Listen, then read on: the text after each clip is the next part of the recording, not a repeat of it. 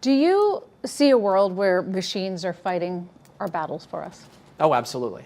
It's already happening. Our story this week is about Palmer Luckey. He is the billionaire founder of Anduril, which makes autonomous weapons that are powered by artificial intelligence. To be clear, autonomous does not mean remote controlled. Once an autonomous weapon is programmed and given a task, it can use artificial intelligence for surveillance or to identify, select, and engage targets. No operator needed.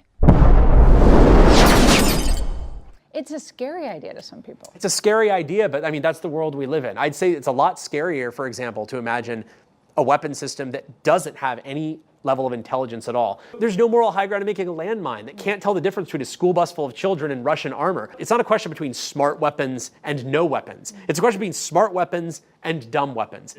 Luckey showed us Lattice, the AI platform that coordinates these so-called smart weapons and collects data from various sensors and sources, satellites, drones, radar, and cameras. There are lots of people who go, oh, AI, I don't know, I don't trust it, it's going to go rogue.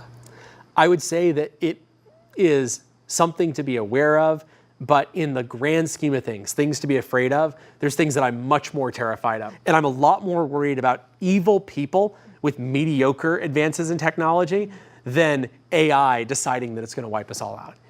Critics have called autonomous lethal weapons killer robots, but Palmer Luckey is really quick to say, listen, these all have a kill switch, that if a human needs to intervene, they can.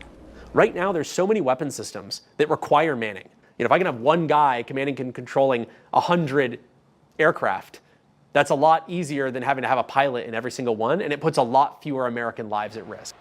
So we're here today looking at the YFQ-44A. This is the first autonomous fighter jet that the U.S. Brian Schimpf is the CEO and co-founder of Anduril, and he showed us Fury, their unmanned aircraft. We were the first media outlet allowed to see Fury, and this has been a super secret project for them. We weren't allowed to say where we saw it or where it's been built, but we were allowed to look at it for the first time. There's no cockpit, there's no human. This system operates totally autonomously. And these are very large, serious aircraft designed to do air-to-air combat.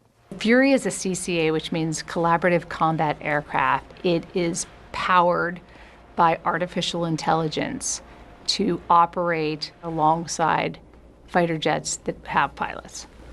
This system is designed to use software to autonomously control it and work with a manned quarterback sitting in a fighter jet alongside it, sitting in an F-35 or something like that. These are first and foremost about protecting pilots' lives. These fly out ahead of manned fighters, and they're able to find the enemy first, be able to engage the enemy well before a manned fighter has to be seen or is in range. So these are really about providing that deterrence by putting systems well out in front of manned fighters. Anduril was selected by the Pentagon to create a CCA.